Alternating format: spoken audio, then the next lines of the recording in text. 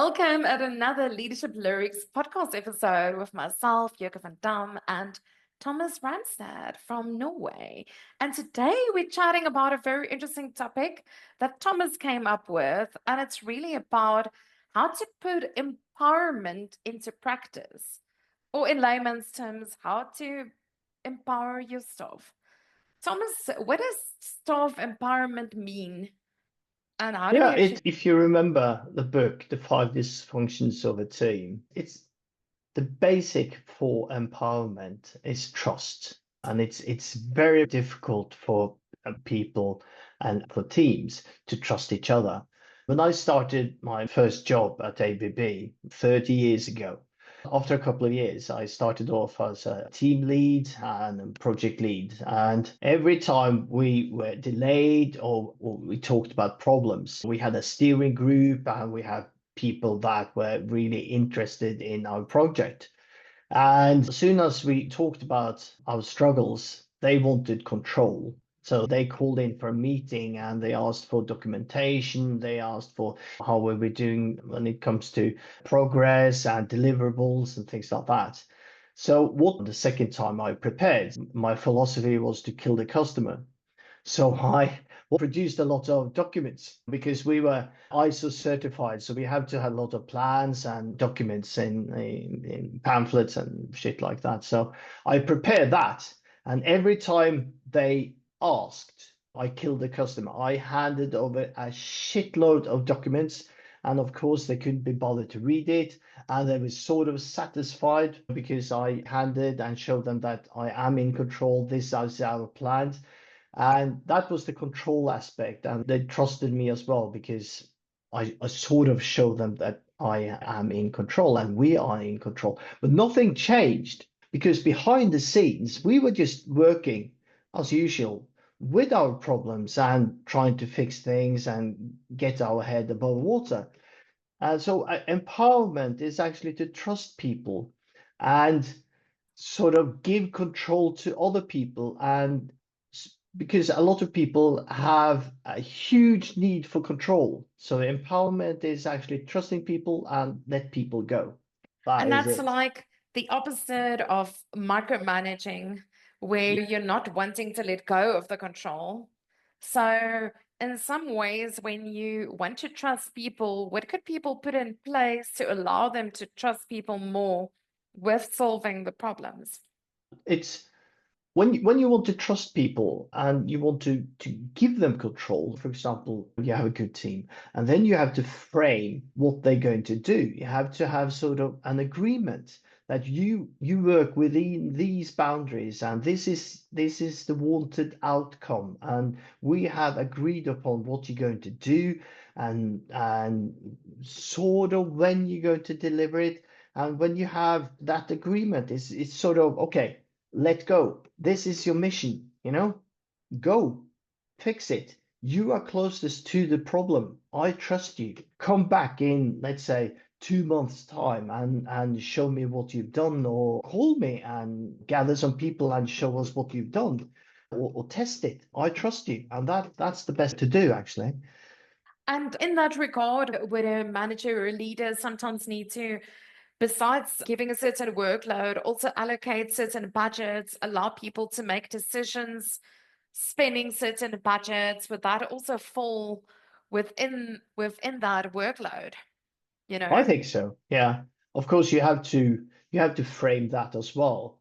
For example, set a limit or whatever. Okay, if you have, let's say, this amount of money to spend or these resources or whatever, and if you feel that you need more, okay, let's talk because it can't be limitless. But that is if you agree upon that as well, and you have sort of levels, I think that should be fine. Dan Pink in his motivation theory calls this that you're talking about autonomy, giving people Mm. options, choice, making them feel that it's a stupid thing that if you are working at office or working from home, that you would be allowed to choose whether it's your working hours or your lunch hours or your break times or how you're going to run your day.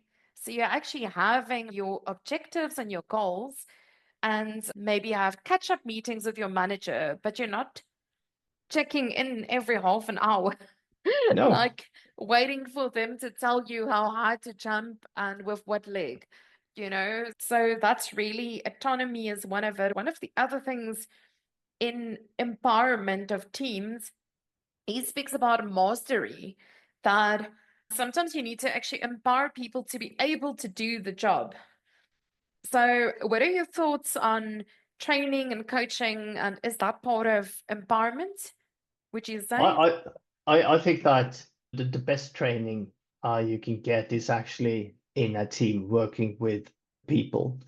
And I think you have to put together a team that actually fits the purpose. And sort of on-the-job training is the best training you can get. If you have a lot of junior people, you can put them together on an easy task as well, and to train them on autonomy, on empowerment, on actually mastering, let's say, a simpler task, but that does not have such a huge impact. And then they can actually within safe boundaries like a sandboxing learn that way as well, and then you can join other groups, for example, at a later stage. Brilliant. So, like working in tandem in a way, learning from each Yeah, other, yeah, bouncing off ideas. And I've got a client in London, and she always says she finds it very important that people also review each other's work. So, yeah. before they send in a proposal or before you submit in this assignment or whatever you had to do at work, just let other people also like read through it or give the insights, because she says the quality of work get so much better versus if it's just done in a Yeah, and if you know which team you are working on, it's very easy to ask your team members because you're on the same mission, you work on the same problem, and you get to know people. Autonomy and empowerment has also to do with communication, because what you want to do is reduce communication with other people outside the team. You want to talk to people and you want to communicate, but you have to have an interface that is reduced to the minimum, because people spend a lot of time communicating and exchanging mails and messages and things like that are not part of moving you forward and actually solving your problem.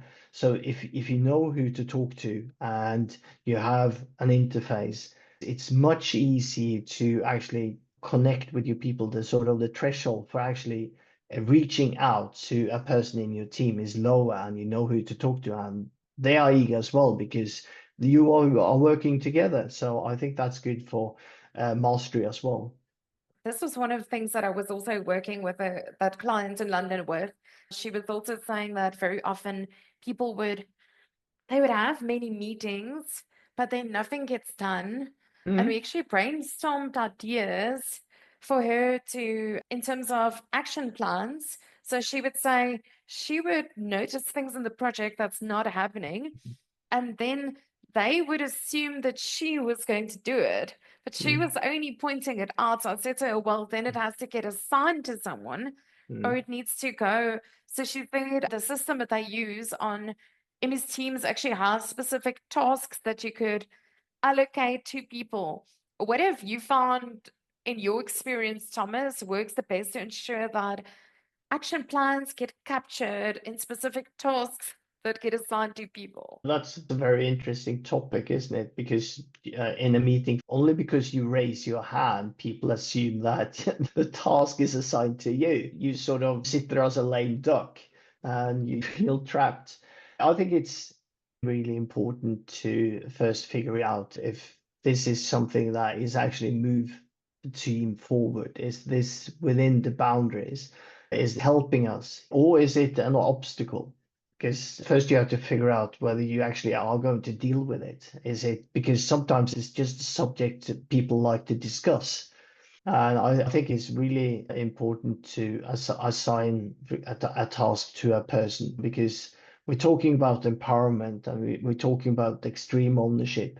And if everybody in the team owns the problem, nobody owns it. So even Mm. if the team has sort of a bigger problem, a bigger task, why are we here as a team?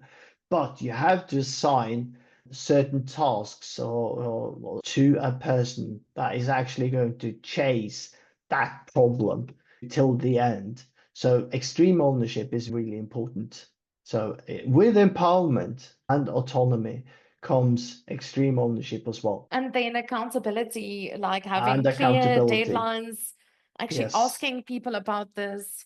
And yes, I love that. So I loved what you were saying at the beginning. You were saying first you need to figure out if this is actually going to move your team forward. yes. And it makes me think of Peter Kotler. I don't know if you ever heard of his work where he speaks No. about doing the right thing right. So Mm. you first need to figure out, is it the right thing or is it the wrong thing? And that's what Yeah, you're because talking you could, about. yeah, because you could do the wrong thing right as well, but it's not going to Exactly. move you forward. So ultimately, a lot of people they get stuck in the nitty-gritty on if it's done in the right way, but they're never checking the direction. Mm. So if you're not actually going to figure out direction, and that's really, I think, what is the most important as a leader, that you first check direction and then you can still coach the people to Mm. do it in the best possible way. But otherwise, they can completely miss the ball. And that Mm. gets me to the next one that Dan Pink also speaks about, as he speaks about purpose. And that's kind of also like the right thing. Are we moving? Is this in terms of our vision? What we're moving towards, is this on Mm. purpose or is it not? So you've Because often spoken about purpose.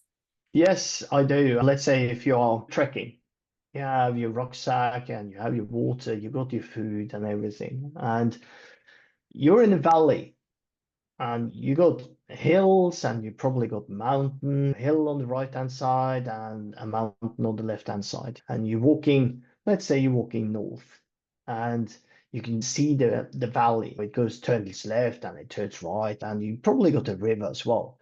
And our mission today is to actually you walk along this valley and we're going north, and we see how far we get. We have lunch and it's going to be a nice trip. So it's going to not going to be a week. It's not a struggle. It's a nice trip. And of course, when you're out of boundaries is when you climb up a hill and you get down on the other side. You're out of boundaries. And it's the same thing in a project, because everybody knows if we're not going to climb this hill or this mountain, we don't even have to cross the river. So we follow the valley, and that's the whole point with a project and a team working on new services or products or whatever, that it turns left, it turns right, but you're still in the valley. And that's why you're doing this. That's your mission and that's your frame. And you might do small lefts, small rights, you might climb a rock or whatever, but you still stay within the valley. And that's the whole point as well. You have boundaries. And that's why it's You important are, to know the scope of any kind of a yes, project yes. so that you don't completely reinvent the wheel and go completely off course. And then what's quite interesting is with a lot of companies, if they don't complete a project, they literally fire the people that were head of that project. So Mm, it's so important that you know what is the scope of a project or what is mm, expected of you to ensure that you don't get derailed. mm. And it's very important that everybody knows, you know. So because then it's very Mm. easy for people to actually pick up the microphone in the meeting and just speak out loud, raise your hand and ask questions. Thomas, if you had to orally empower your team, what would be some of your tips for leaders? Yes, we talked about trust, we talked about empowerment, and when you talk about speaking out loud, it's also very important to be psychologically safe. People cringe sometimes when you talk about psychological safety, but psychological safety is about allowing people to raise their hand and speak out loud about concerns, actually disagree, because you have to have some friction within the team, within a company, to actually be able to move forward. Because if you don't have healthy friction, people would just sit there like robots and just do stuff. And that does not mean that you're moving forward and that you are incrementally improving your product or services. So the other thing is you actually allow people to speak in meetings and raise their voice. But the other thing is how you say things, because it's when you get some heated debates, it's very important that you agree early in the project and from time to time during the project as well, is that you allow people to disagree. So if we have a heated debate, you know that I still like you and I will talk to you tomorrow as well. We might disagree and we might raise our voice, but at the end, we know that we are still friends and we are still colleagues. It is about subject, because sometimes you have waited for quite some time to raise your voice and you feel some heat and it's part of your values. So you get a bit agitated. And you should allow for that as well. You should allow for people to be agitated, to have a heated debate, as long as it's civil. And that is what I mean by that. Is it important to also sometimes prepare what you want to say to your team in terms of like have a little speech prepared to almost like say, this is the vision, like once a year or once a quarter? I used to work at very large companies and they would have a quarterly staff meeting where they would share some things with the company. What are your thoughts on that? I think it's really Town important halls. to, and I think they should be held more often. Town hall meetings, and for example, you can show what teams or projects are doing during lunch breaks, let's say each or whatever, and you can tell people that we're going to show this, we're going to tell about something we learned because we hit the wall, we did something wrong, and we went in the wrong direction. So sharing is really important for building trust within the team, but also between the teams. And because that is actually enabling teams to learn and for the company to learn. And it also builds psychological safety. And, leading is actually showing people that you fail as well. But because failing is not about making an error. It is about what you do after you realize that you have made an error, and talk about it. So yes, sharing is caring. Definitely. So I think we've touched on a lot today. You've spoken about checking the direction, communicating your purpose, creating that psychological safety. I like the referring to allowing people to raise their voices, to have some casual sharing sessions, to have some bit more formal sessions like town halls.